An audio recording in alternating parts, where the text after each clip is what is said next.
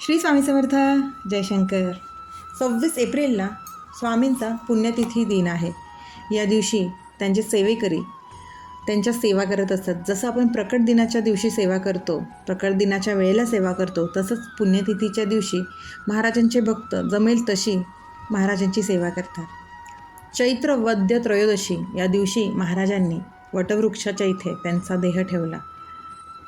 त्यांचं अवतार कार्याची समाप्ती केली आणि ते चोळप्पा यांच्या निवासस्थानी समाधीस्थ झाले.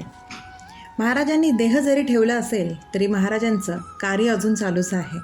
महाराज कुठल्या ना कुठल्या रूपात त्यांच्या भक्तांच्या मदतीसाठी येतच असतात.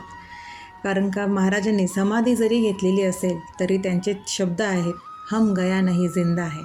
आणि ह्याच वाक्याप्रमाणे महाराज अजूनही निर्गुण रूपात आहेतच. फक्त आपल्याला त्यांचा तो अनुभव घ्यावा लागतो, त्यांचं ते अस्तित्व जाणवावं लागतं.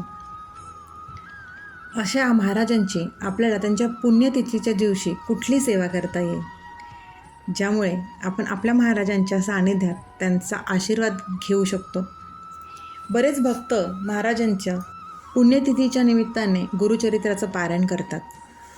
गुरुचरित्राचं पारायण करायचं असेल तर अर्थातच संकल्पयुक्तच ही सेवा केली जाते. आणि कुठलीही सेवा करताना, कुठलेही पारायण करताना जर ते संकल्पयुक्त आपण करत असू तर अर्थातच त्याचे 3च महत्त्वाचे नियम, ते म्हणजे परान्न वर्ज्य, मांसाहार वर्ज्य आणि ब्रह्मचर्याचे पालन असते.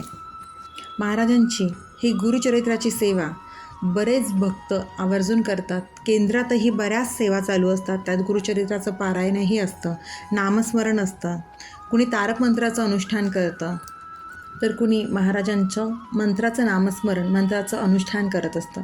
ज्याला जी जमेल ती सेवा प्रत्येक भक्त, प्रत्येक सेवेकरी ही महाराजांची करतच असतात.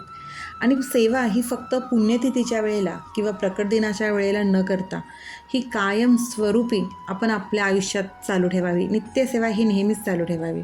पण ज्यांना गुरुचरित्राचं पारायण करायला जमत नसेल, आपल्याला खूप इच्छा असते पण सध्या आपलं आयुष्य इतकं धकाधकीचं झालेलं आहे की त्यामध्ये आपल्याला जमत नाही, किंवा कधी घरातलं वातावरण असेल, काहीही गोष्टी असेल ज्यामुळे आपल्याला पारायण करायला जमत नसेल, त्या प्रत्येक सेवेकऱ्यासाठी, त्या प्रत्येक स्वामी भक्तांसाठी वासुदेवानंद टेंबे स्वामी यांनी खूप सुंदर असा श्री सप्तशती गुरुचरित्र सार हा ग्रंथ लिहिला आहे. या ग्रंथाची शब्दरचना अतिशय सुंदर आहे आणि ती आपल्याला सहजही त्याचा उच्चार करता येईल अशी प्राकृत स्वरूपातली आहे.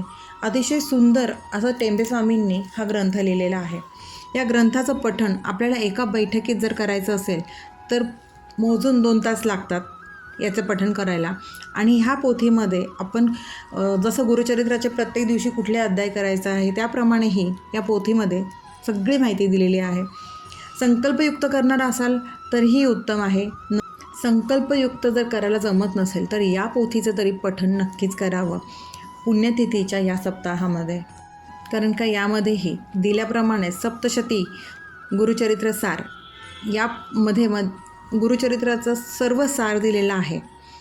आणि खरंच ही पोथीही तितकी सुंदर आहे. त्यामुळे ह्याचं पठण नक्की करा जर गुरुचरित्र पारायण करायला जमत नसेल तर.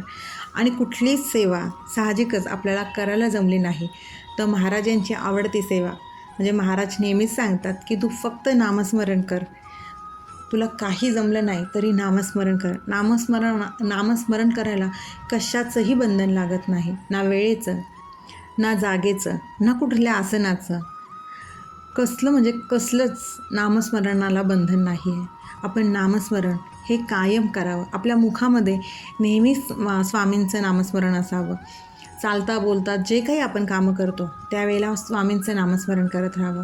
स्वामी आपल्याला खरंच प्रत्येक गोष्टीमध्ये, प्रत्येक संकटात मदत करायला नक्कीच येतात. स्वामींनी देह सोडला असेल तरी स्वामी आजही आहेत. स्वामी आजही आपल्या हाकेला धावून येतात.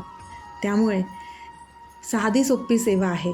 ही साधी सोपी सेवा करा आणि आपली प्रत्येक सेवा ही आपल्या स्वामींच्या चरणी नक्कीच रुजू होते. स्वामी आपली वेडी वाकडी सेवा नक्कीच मान्य करून घेतात. त्यामुळे सेवा करा, सेवेकरी व्हा. स्वामींपुढे आत्मसमर्पण करा. स्वामींच्या भक्तीत दंग होऊन जा. स्वामींच्या सेवेत लीन होऊन जा. स्वामी मार्ग दाखवल्याशिवाय राहत नाही. त्यामुळे स्वामींच्या पुण्यतिथीला जी जमेल ती सेवा नक्कीच करा. श्री स्वामी समर्थ. अशक्य शक्य करतील स्वामी. अशक्य शक्य करतील स्वामी.